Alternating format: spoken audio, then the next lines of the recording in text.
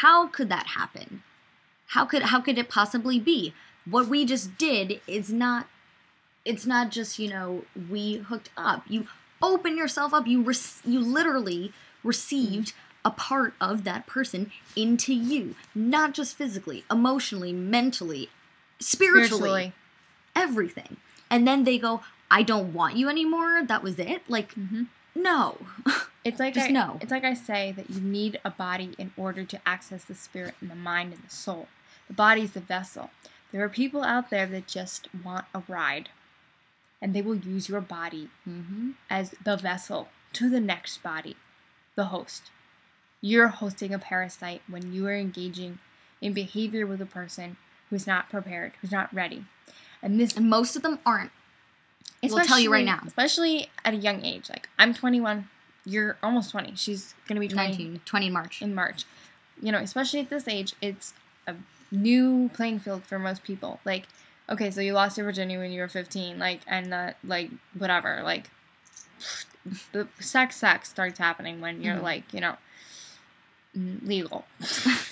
And this is why it's important, if you're in recovery, to know how vulnerable you are during sexual contact. I don't care if you define sex as the penis entering a vagina or just kissing someone. Sex is different for all people. But if you are working on yourself and getting better, you need to focus on yourself. You cannot be engaging in this kind of behavior because you are so vulnerable as is. You make yourself more vulnerable. Now, what if that person turns out to be a parasite and it's just vessel hopping and you just want to happen to be one of the vessels? It is a surefire way to relapse, to get down on yourself, and to really damage your process. And your self-esteem. It destroys you. And you don't even need to be sick to get in this. She's a healthy person.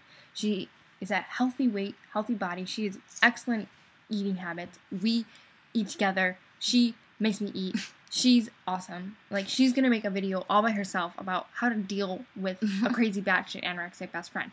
Because that'll be a fun one. Pretty amazing. And she was burned badly. Had she been in recovery for any sort of addictive thing, it would have been tenfold. Because then it opens up the door for your addiction to just sweep in and say, I'm going to take care of you. I'm going to take care of you, you know, like, I'll make it better, just follow me. And I guess to conclude with what we're saying is you need to just focus on yourself in this time. Sex is great, and that emotional connection, it'll come, and you'll get it. And odds are you'll get burned a couple more times even once you get healthy. Like, I know when I get healthy, I'm going to try and avoid that, but I don't know. I can't predict the future. I do know that I was dating someone back in October, and after we broke up, my weight flew off, and I didn't even know it. It just happened. Do you know why? Because I wasn't 100%. I wasn't even 80%. It's probably like 65% towards recovery. And this girl really fucked with me. She didn't know her sexual orientation, which is fine, but don't lie to me about it. I asked her, I said, please tell me. This is a whole other video that we could do some other time, but just also with sex, don't hide your feelings. Don't be embarrassed. Be open. If you are comfortable enough to be that open sexually with someone, then you need to let them know how you're feeling. You can't be afraid, because that's how things get fucked up, when communication gets fucked up. I mean, if you're okay taking your clothes off and letting someone touch your private parts, you should at least be okay to say, I'm feeling this. I'm feeling this. I'm feeling that. Because then that allows the other person to put up guards or take down guards. And I was not able to protect myself in this past relationship, and I wound up here. You know, and this is another video where I will go into more detail about past relationships and sexual abuse that have, you know, together have made things really difficult to maintain a recovery. But what's different this time is that I'm me. I'm dating myself, and I love myself right now. And that's all I need. And, you know, when I'm healthy, yeah, I would like to date again. I'd like to have that connection. This one here, she wants to have that connection too, but she's smart, and she knows that she's not just going to give it to anybody. Because the thing is you deserve to get what you give.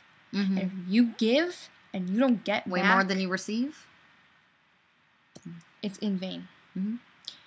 And I really just think the best way to protect yourself is to understand what sex really is.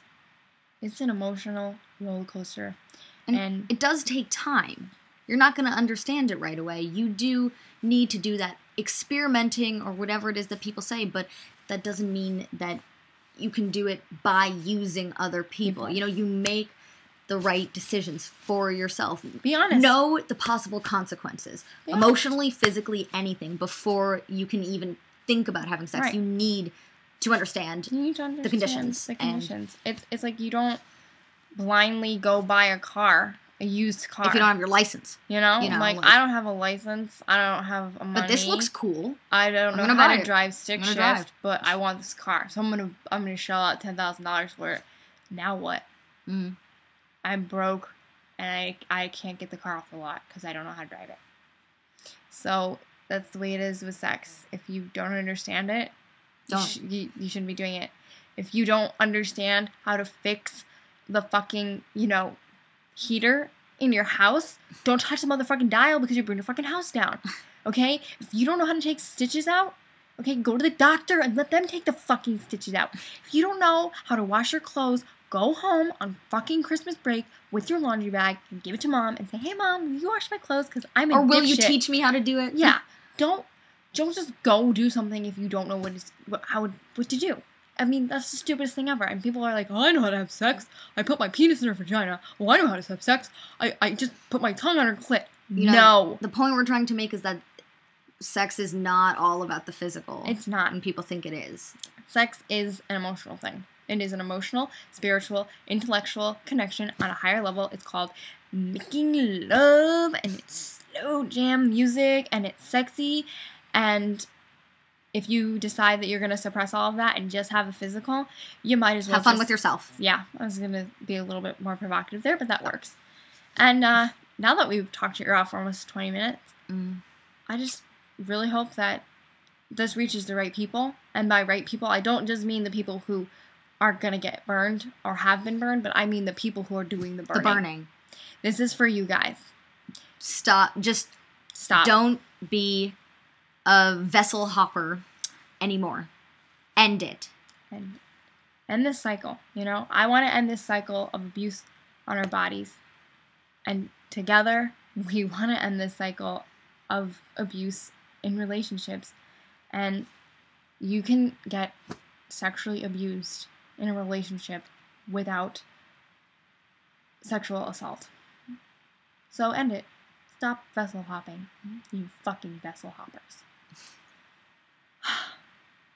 So, follow, tweet, YouTube, and psychedelicangel.tumblr.com.